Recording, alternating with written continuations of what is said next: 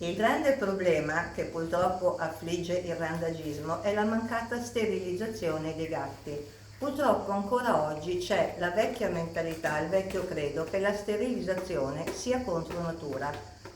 e questo succede anche in zone chiaramente rurali, ma anche con gatti di proprietà.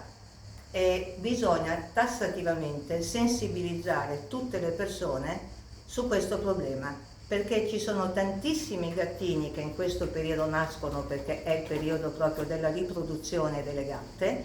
che chiaramente finiscono o sotto le macchine o di malattia muoiono o di virus o di stenti. Perciò che tutti noi dobbiamo fare la nostra parte, ma soprattutto se troviamo un gatto incidentato, un gatto in difficoltà, un gatto che ha delle problematiche, per favore non giratevi dall'altra parte, chiamate il 118 perché una vostra telefonata può salvare la vita a un animale.